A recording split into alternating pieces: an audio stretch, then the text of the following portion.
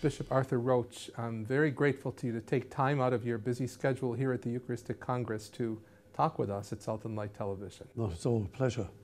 We've known each other for quite a few years. We've never had the opportunity to sit down in depth. You've certainly been very supportive of our ministry, of my own ministry and priesthood. So it's great to sit down with somebody, and we have a lot of common interests. Well, I'm delighted to be with you. As you know, I think that Salt and Light are doing a magnificent job, not least because you're facing head-on the issues that are confronting all of us right across the English-speaking world and probably beyond that too. Thank you, and I didn't even pay you to say that, so I'm very grateful for that. I want you to tell our viewing audience about your experience. You have a rich pastoral experience. I know about your background, diocesan priest, diocesan administration, secretary to the bishop, sent to Rome for studies, overseeing formation of the houses, you're spiritual director of the college in Rome, and then your experience on the Episcopal Conference. And at the end, I want to talk about ISIL, this International Committee of English and the Liturgy. Everyone wants to talk about it. And we're going to add special musical effects where the ISIL is going to be at. But let's talk about your background first. Your call to the priesthood. Tell me about it. I felt a call to the priesthood very early on as a child. My mother, when she took me to school on a morning, would always pop into Mass. It was generally the tail end of Mass that was being celebrated. And we would kneel on the very back bench for a while. And I think that had an enormously formative influence on me as a child. And also the priests of the parish. I mean, they were just remarkable men. I grew up in a working class part of Yorkshire, which was famous for its mills. In my little village, there were something like 10 mills altogether. So you can imagine we never really saw the blue sky, or very rarely saw it, because of the belching smoke. And they were very hard-working people, but the priests were there amongst them, serving them. There was something very special about that relationship and about the support that was quite visible in the community at the time. And then, of course, as time went on, that feeling, that inevitable feeling of being called became clearer and clearer. My headmaster, who was a very wise man, when I was coming up to finishing school, he said to me, you know, you have the qualifications to go on and read medicine if you want, but you have the aptitude to tread the boards. Do you use that in Canada? Treading the boards, is being part of an actor. So tread the boards. Tread the boards. I'll store that. So and then I went on from there. I was to my bishop, Gordon Wheeler, who was a very great man, a very urbane person. He sent me to Valladolid, to the English College in Spain. And when he told me I was going to Valladolid, I had no idea. The only place I knew, beginning with V, was Vladimir, Our Lady of Vladimir, in Moscow. And I thought, good grief, he's sending me to the Urals or somewhere, to Siberia. But I went to the college, which had been founded in the late 1500s, because of the inability of the church to actually function openly within England. And so seminaries were established in Rome and in Spain and in northern France to educate young men for the priesthood, the vast majority of whom, on return to England, were martyred. And if they weren't martyred, they ended their days in prison as confessors of the faith. So a wonderful tradition to be inserted into as a young man, as you can well imagine, because all of that history was very real to us. And the generosity of the Catholic world of Spain, King Philip II, of France, and indeed of Italy, the Papal States, sort of responding to the need of a church that was suffering terrible violence, the sort of violence that we see nowadays inflicted through Islamic terrorism. you know, the butchery was quite shocking. Priests were hung, drawn and quartered. They were hung by the neck just to desensitize them, really, initially. And then they were eviscerated. Their guts were taken out. And the executioners must have been very artful butchers, because they kept them alive while all of this horrific stuff was taking place, only finally to take their hearts out and to dismember them and put their limbs on the gates of all the cities as a reminder to the people that if you're a Catholic and if you're a Catholic priest, this is how you will end up. So great deterrence for people, but nonetheless it produced a courageous Catholicism in our country, which we still have, you know, the effects of today. Tell me something, you still have young men in formation for Great Britain at Valladolid. We do. It was, up until 10 years ago, a seminary, and young men from the English and Welsh dioceses were being sent there. Nowadays, we've rationalised our seminary provision, and we've made Valladolid the centre for the propedeutic year, the pre-seminary year, that deals with those areas of human formation, of catechetics. They go through the whole of the catechism of the Catholic Church, and spiritual formation, and they have some pastoral work too.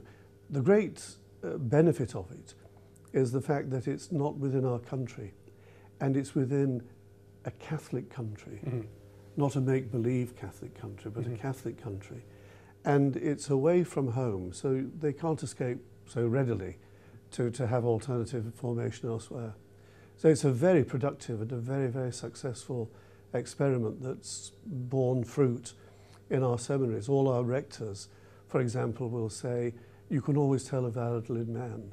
He's focused as soon as he arrives. He knows what he's about. What always struck me about my classmates at the Biblical Institute in Rome and at the École Biblique who were from Great Britain is the profound sense of realism.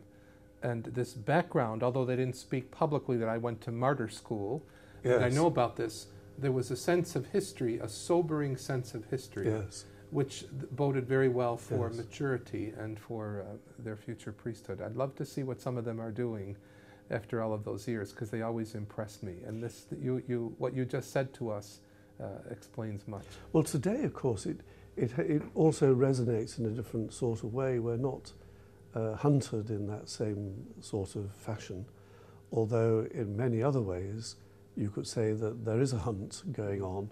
The secularist world is a very aggressive world in which to live, and as you will know, Britain is very highly secular. Certainly. Today, aggressively secular. Yeah. So it's sort of links us not only with the martyrs, but also with our Lord's own experience that you know, people will hate you because you align yourself to me, and it keeps the gospel alive in a very remarkable way. One of the things that we shared together in our priestly experience, our pastoral experience, is the privilege, or some may say the curse, of having prepared a papal visit. Yes. And your visit, the visit of Pope John Paul II in 1982, took place against the backdrop of the Falklands crisis. That's right. And indeed within a year of the assassination attempt on the Pope, because he came to us, which was on the 13th of May, as we know. That's right, 1981. Yeah. He came to York, which I prepared, on the 31st of May, 1982. And interestingly enough, the event took place on the race course in York, which also had high significance for us as Catholics, because at the edge of the race course was what we know as the Knavesmire, where the martyrs who had been condemned in the assizes of York were actually martyred. So he was on the same turf, not only as the horses, but more poignantly as the blood of the martyrs that had been shed there. First thing he said to me when he landed in the helicopter was, "Why am I not going to York Minster?" So I said, "Holy Father, there isn't time." And he said, "It's a great shame. I would love to have seen it." Wow. So they took him round in the helicopter to see. You can't see it by ground, you'll see it by... Where Paulinus, Yeah. who accompanied St. Augustine to Kent and to Canterbury, had made his first see, established his first see. What do you remember, what do you take with you from the pontificate and the person of John Paul II? Well, I think that the remarkable effect that he had on people, that there were several things that I remember about that day when he came to York. And one was the way that he paced himself. I mean, he had terrific energy. On that day alone, he had ordained priests early that morning in Manchester. Mm-hmm. Then he came to York. And then he went from York to Edinburgh to have an encounter with the young people. And he was as fresh at night time as he had been in the morning. And there was just a quietness, a stillness about him, something that I think told us really of the inner cell that he carried around. That's where he was more present in that stillness within than he was, you know, with all the commotion that was taking place without. So I remember that very, very, very much. I remember the joy of the people, of the 250,000 people who turned up for him on that day, and the joy in their faces as he went round in the Pope-mobile around those corrals, you know, waving, kissing babies, and just being a presence that really encouraged them. He spoke about marriage and family life in York, because the British papal visits had all been based on the 7 sacraments, and York had been chosen for marriage and the family life. And just the way that he spoke, like a country pastor who'd been at his job with young people, with young couples, with older couples, who'd shared with them the joys and the sorrows and of their life. He came out with, you know, a message that was just clear. You clearly knew this man had experienced life in a very profound way and was bringing God to all of those experiences in a remarkable way. Now, several years later, after that historic visit, you were part of another visit, not as somebody who prepared it necessarily, but you were a witness to what may be perhaps the most significant visit of Pope Benedict of his pontificate, yes. The visit to Great Britain. Yes. What do you have Wasn't with that you? Extraordinary? I mean, truly extraordinary. Extraordinary. But what do you recall of that visit? What really struck you from Pope Benedict's visit to Great Britain? Well, I'll tell you, you know, before he came, almost for 6 months before, there was a very antagonistic press. In fact, it was trying to really ridicule the Pope, to ridicule Catholics also in doing that, and doing everything within its power to actually destroy the visit even before it started. So people were very apprehensive. Mm-hmm. And the BBC in particular, as they were approaching in those final hours before the Pope arrived in Scotland, they were still going around the streets and saying, you know, what do you think to the Pope coming to a country where there's been so much paedophilia?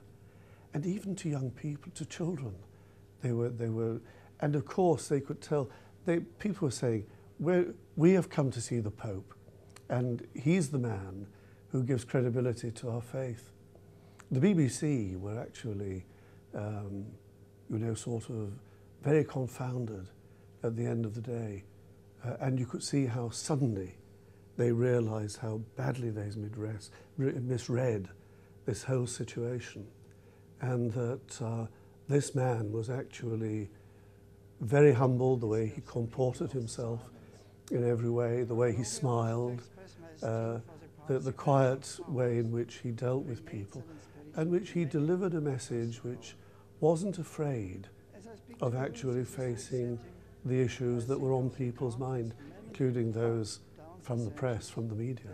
I should tell you that in the process, in the course of that visit, and especially as the visit was going on and we were covering that at Salt and Light, 2 senior people from BBC phoned me, truly confounded, and saying, did we ask the right questions? And I was very straightforward with them. I said, you've missed the boat.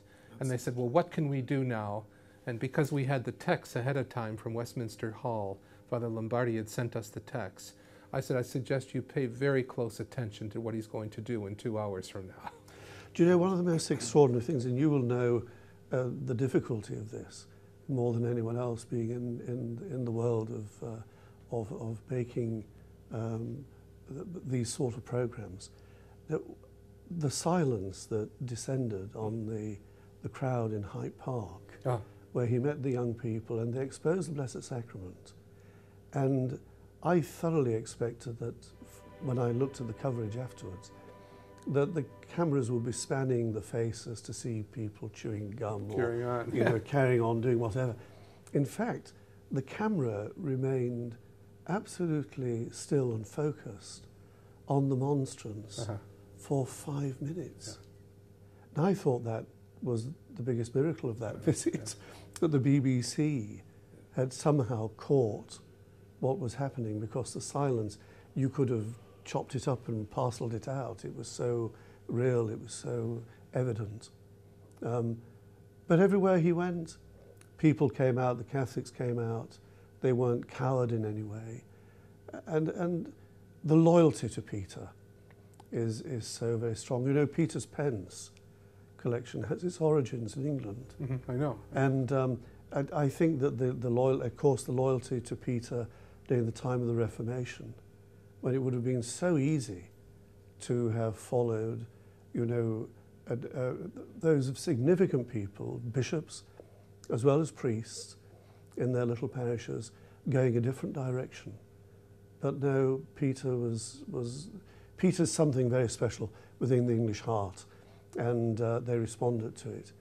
And I think also the fact that our Queen, who is sovereign in both our countries, received him so well, and there was obviously that rapport, connection between them. They said afterwards that it was one of the few speeches of welcome that she had ever written for someone, a sovereign from another state. Remarkable. I want to ask you about another figure in your life, and a great figure in my life, had an influence on me, someone that you had the privilege of being secretary. You were secretary to 3 bishops, and one of those bishops was Cardinal Basil Hume in Westminster. He had a huge influence on me. I got to know him personally when I was a student at the Biblicum. He would come and preside at the penance services in Rome for the English-speaking priests the 3 years I was at the Biblicum. And I'll never forget that man. What was it like to be working with Basil Hume? It was a most remarkable experience. He was a very, very shy man, a very public figure in many ways. People loved him. They just took to him in an enormous way. The Queen called him my cardinal, which I think was quite significant. And he was very shy. He was highly intelligent.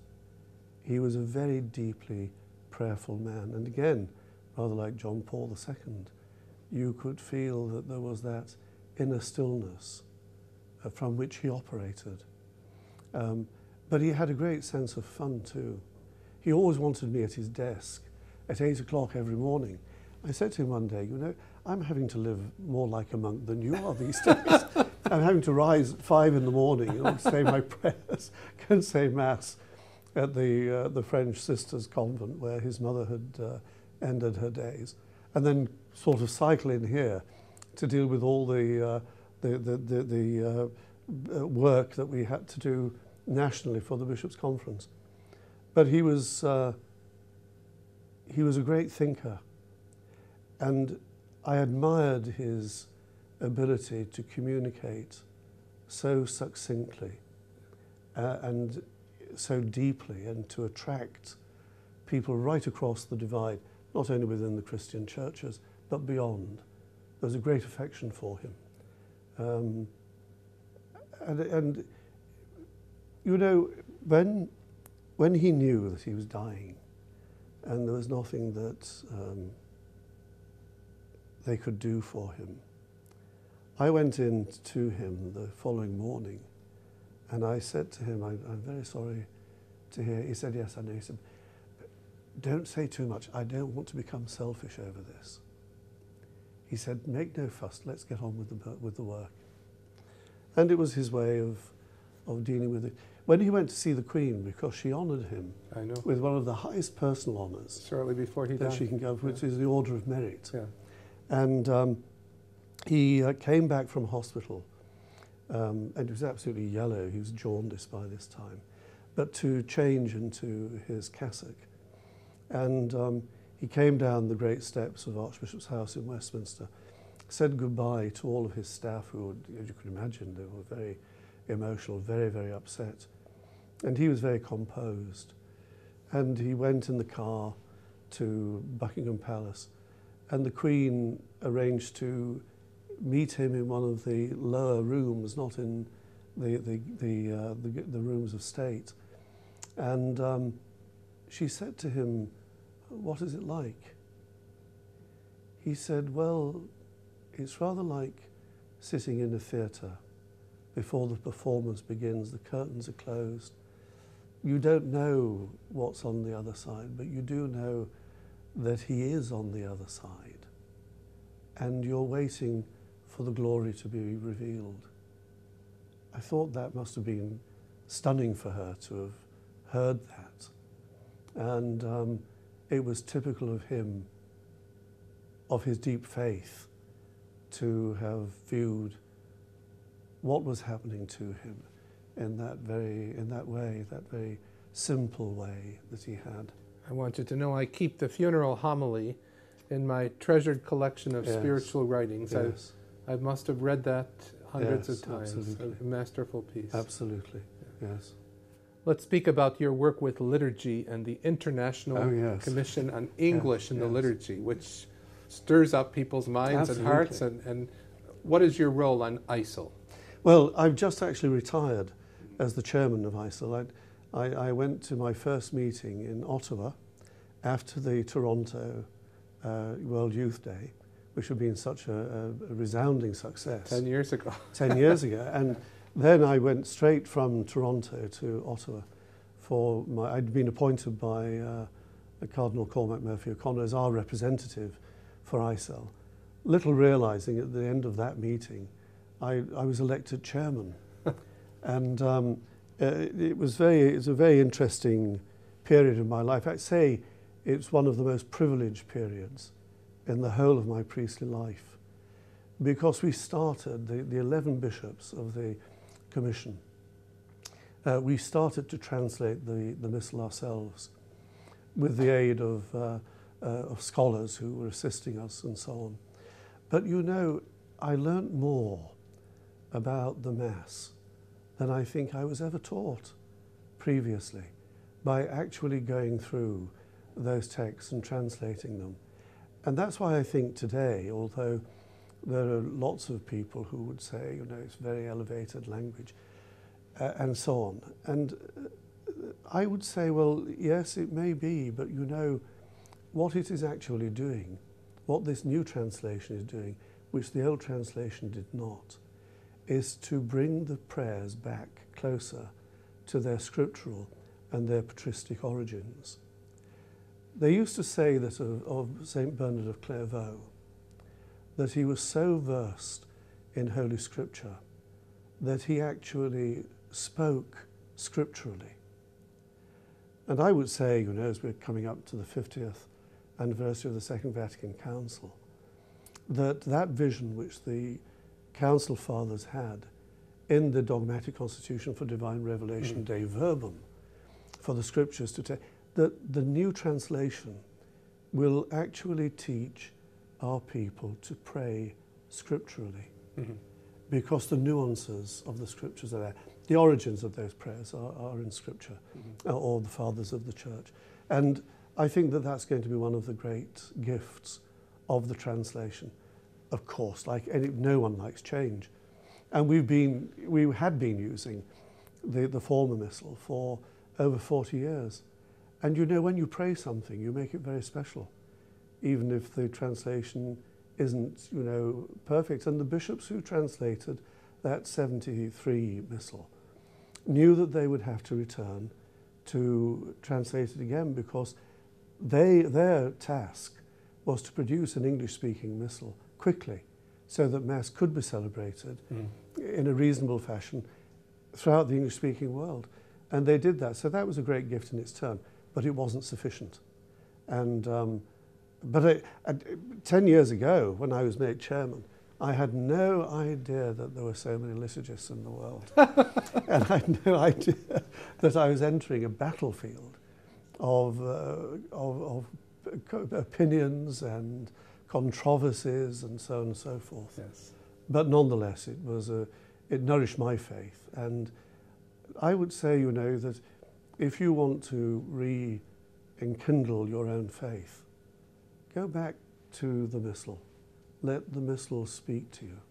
Use it for your personal prayer, because therein is contained the tradition of the Church. St. Paul, as we know, in the first letter to the Corinthians, and it's the earliest account that we have of the Eucharist, says very clearly to the church in Corinth, who were doing all sorts of things, as we know, having banquets and making the banquet, you know, more important than the celebration of the Eucharist. And he said to them something very important, which was constantly in the back of my mind during these 10 years of translation. He said to them, I have handed on to you what I in turn received from the Lord. Now, I think those words are powerful. And the Latin for handing on, tradere, is the root of our word for tradition, English word for tradition. And the tradition is very strong. It goes back to Jesus. It goes back to what was handed personally by Christ to Paul the Apostle. And in faithfulness, the apostles and their successors, the bishops ever since, have been involved in that work of handing on the faith. Bishop Arthur Roche, I want to thank you so much for this. I know we can go on and on and on, and we will. At some point, I want to come to see you, and I want to talk about Cardinal Newman and his continuous influence on the Church Absolutely. in Great Britain and the Church around the world. Absolutely. But for now, I want to thank you for your support, for your witness, and for the great work you have done in giving us back the Roman Missal and all of its beauty. Well, thank you, and you're very welcome. But I want to say to you in turn, thank you for what you do, Salt and Light, because you are primary evangelizers in the English-speaking world today. Well done. Thank you very much.